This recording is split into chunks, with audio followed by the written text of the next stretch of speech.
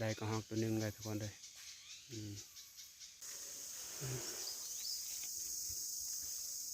สุดยอดเลยทุกคนเลย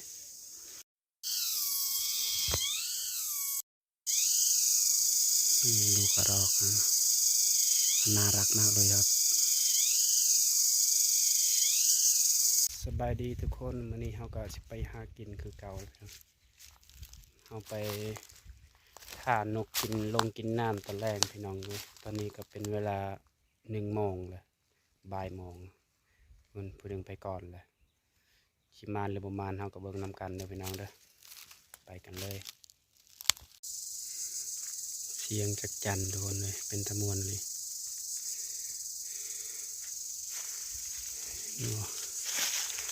ยามแดดทุกคนเด้อยามแรงยิงนกลงกินน้ำเดินทาง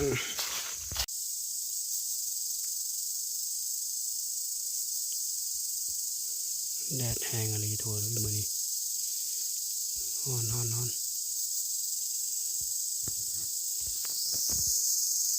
บ่มีน้ำแล้วคือห้วยนิ้วได้ก็ฮอกตัวนึงเลยทุกคนเลยมานนี่เขาสิไปต่อทุกคนเลยตอนแรกเมื่อนกกำลังลงกินแล้วทุกคนเลย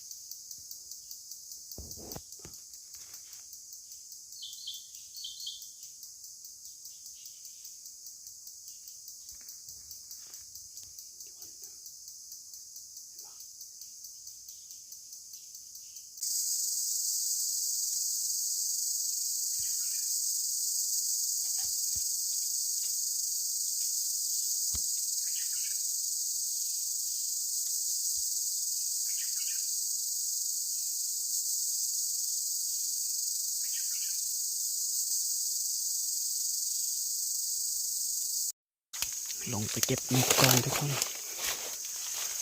ได้เลยได้ปีงกิน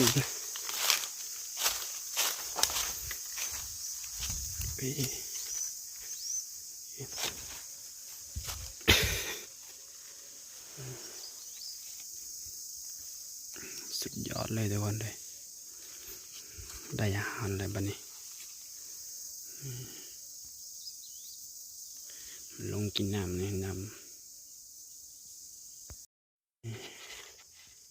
พอได้ปีงกินตอนแรกทุกคนเลย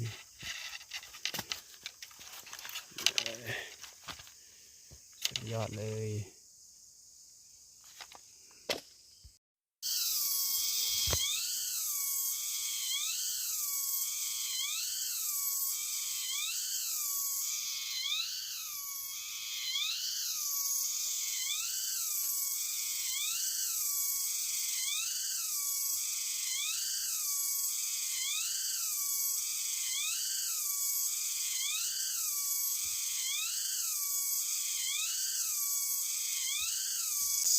ดูกระรอกนะ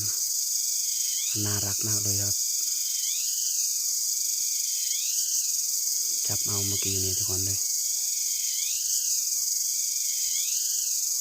ใครหูวิธีเลี้ยงบอกในอยเด้อทุกคน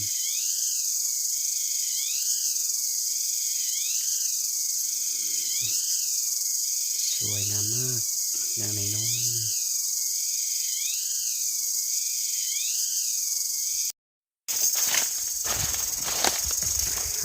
4 โมงเลยทุกคนเลย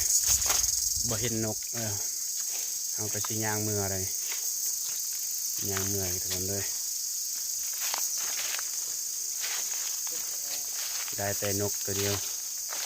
กระหอกเมื่อบ้านเมื่อนอนอยู่เทียงหน้า